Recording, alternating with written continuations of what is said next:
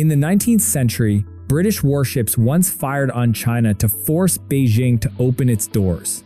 In January 2026, a completely reverse image appeared. Prime Minister Keir Starmer flew thousands of miles to Beijing. He came home with trade deals worth £2.2 billion. The signatures were placed on the table at the exact moment Washington was threatening to punish its own allies in Davos.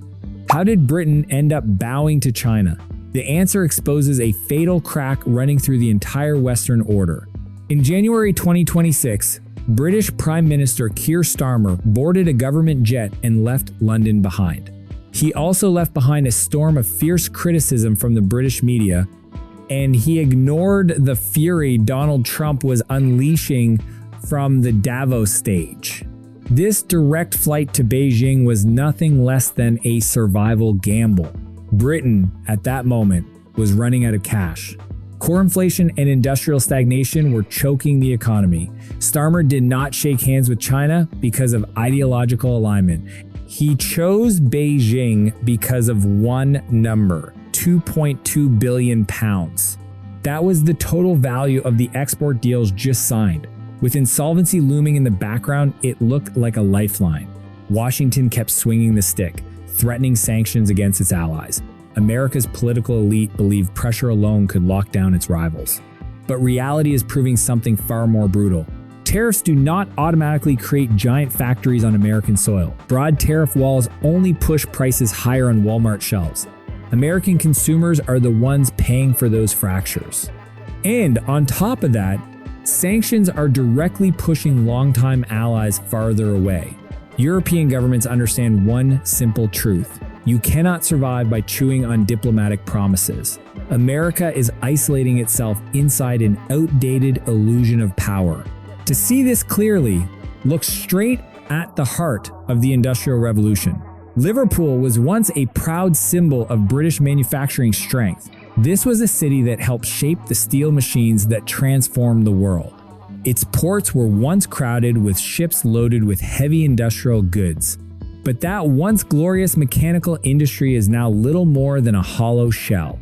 Decades of financialization have hollowed out the West's core productive capacity. Western elites spent years squeezing profits out of banking and financial services.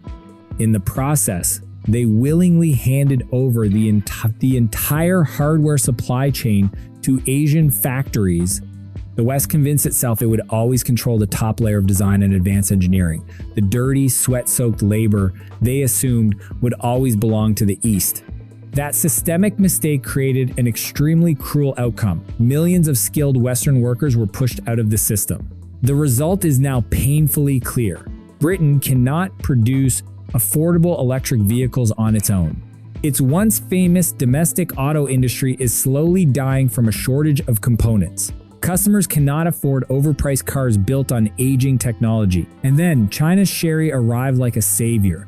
The electric vehicle giant chose Liverpool as the location for its European headquarters.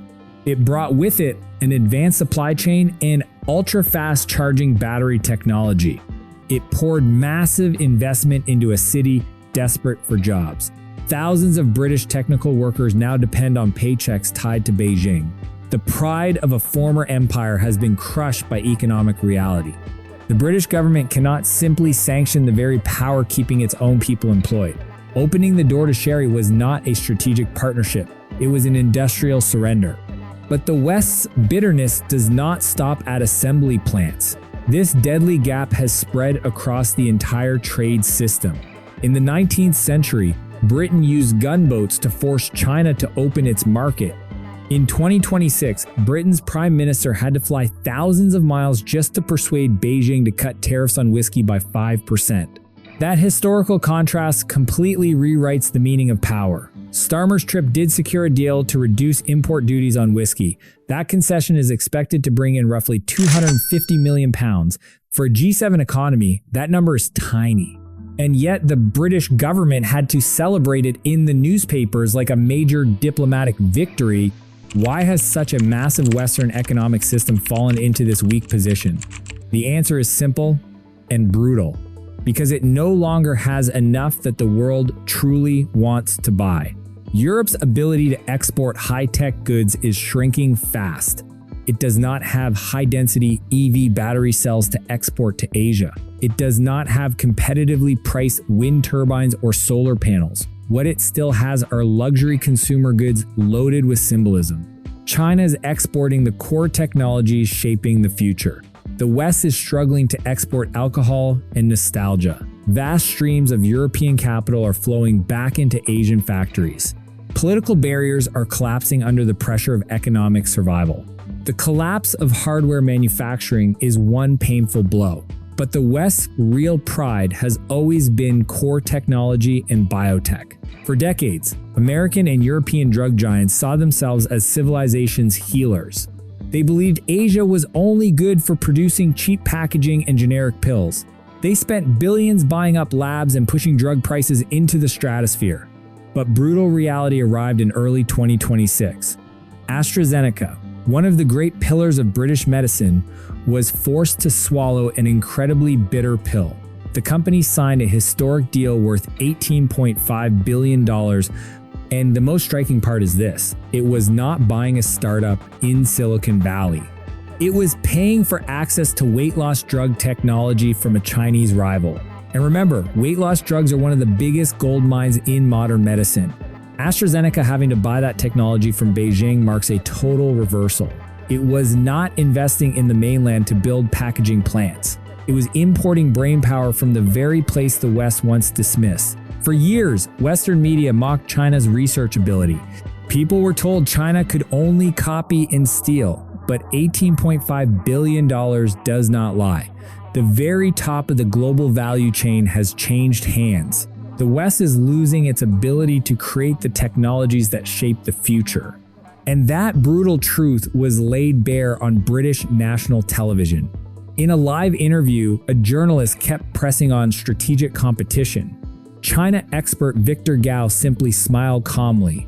Then he looked straight into the camera and delivered a bucket of cold water. China is the world's largest car producer. Is it competing with Britain? No. China is going to lead the AI revolution. Is Britain even a rival? No. The silence that followed inside the studio was priceless. It was the sound of the last illusions shattering. You cannot call a country your competitor when you cannot even enter the same race.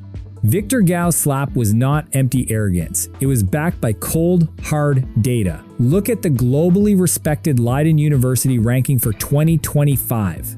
That ranking measures core scientific research output. Among the top 20 universities in the world, China held 16 spots. The United States and Europe were almost wiped out from the top tier. Of course, Western academic elites immediately pushed back. They argued the ranking favors quantity over quality.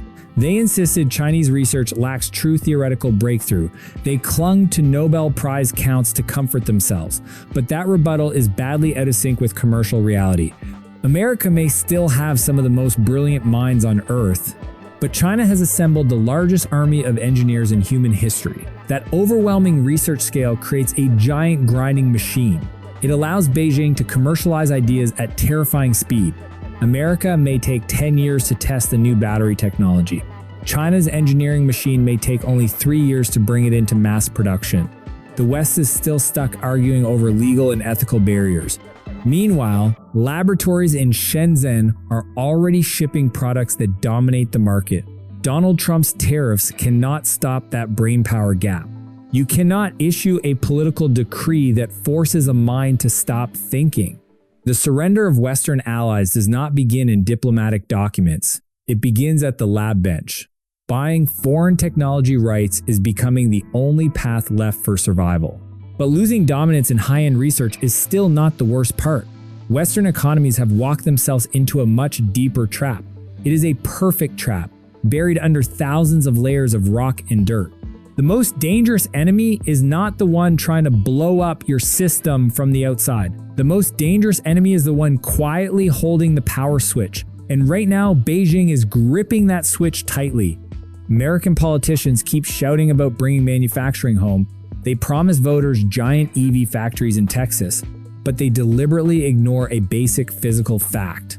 You cannot make a battery without refined lithium. Right now, China controls roughly 60 to 70% of the world's lithium refining capacity. And be careful here, this is not simple mining. Digging rocks out of the ground and selling them is the easy part. Almost any country can do that. Refining those minerals is a dangerous and extremely complex chemical process. It requires toxic chemicals, huge amounts of energy, and it creates severe pollution. 30 years ago, the West pushed all of that dirty work away in the name of protecting the environment. It sent smelting and refining overseas to keep its own skies blue. It thought it was being clever by enjoying cheap, clean energy at home. But now the West is realizing it voluntarily gave away the bloodstream of the future. You can build a flashy assembly plant in 1 year, but it takes at least a decade to build a safe and fully functioning chemical refining chain. During that empty decade, the entire Western industrial base has no choice but to bow its head. It must wait for every shipment of refined material coming from rival factories. But forget lithium for a moment. Have you ever heard of molybdenum? Right now, China controls 45% of the world's molybdenum supply. And this obscure material is a pressure point at the heart of Western industrial strength. Molybdenum is not used for cheap smartphones or basic EV batteries. It is an essential ingredient in high-temperature superalloys. Without it, Western nuclear reactors cannot operate properly. Without it, gas turbines and military jet engines can fail under extreme stress. One thin export ban from Beijing could paralyze entire sectors. America's war machines and electric grids could be crippled within months. That is how real geopolitical power works in the modern era. You do not need aircraft carriers to threaten another country. You only need to tighten the valve on refined strategic materials, and your rival begins to collapse on its own. Politicians in Washington can pound the table and add more tariffs. But the laws of physics do not care about their emotions. Once someone else owns the core supply chain, your only real option is compromise. That is the deeper reason Allied leaders keep rushing to Beijing. They need to secure the materials their dying factories still depend on. That fear now hangs over closed-door meetings across Europe and North America. But the G7 elite is not simply sitting back and waiting for the trap to snap shut. Western elites are not just sitting there waiting for disaster. At Davos in 2026, former Bank of England Governor Mark Carney laid out an escape plan. He urged major powers to create a buyer's club. The goal was to pool massive capital and go out searching for new mineral sources together. The G7 wants to build a fully independent green technology ecosystem. It is struggling hard to slip out of Beijing's tightening noose. That effort proves the elite understands the severity of the danger. They are not naive about the risk of supply chain strangulation. But there is a brutal line separating political vision from physical capability. America may still possess the most powerful money printing machine on earth, but you cannot print smelters and refineries with paper money. If Washington keeps using tariffs to force allies to choose sides, Europe will continue this quiet migration away from the US-led system, because the survival of an economy always matters more than alliance rhetoric. If the trade war escalates and mineral flows are suddenly disrupted, the entire G7 dream of a green transition and AI dominance will freeze in place. Core inflation will explode beyond the control of any government. The situation only changes under one extreme scenario. The West would have to accept at least a full decade of pain. It would have to spend trillions of dollars rebuilding its refining chain from zero. In America, it can take years just to secure environmental permits for a single industrial project. That is the ugly truth no politician wants to say out loud to voters. American viewers need to rethink this entire brutal landscape. The government can throw billions of dollars at ribbon-cutting ceremonies for new factories in Texas.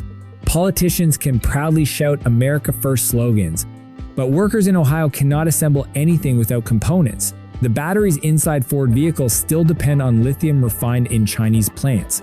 Building tariff walls does not weaken the rival. It only drives grocery and retail prices for American families to new highs.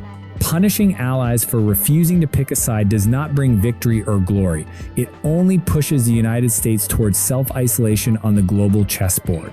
This movement of allied nations toward Beijing is not betrayal. It is simply the world waking up brutally to a new reality.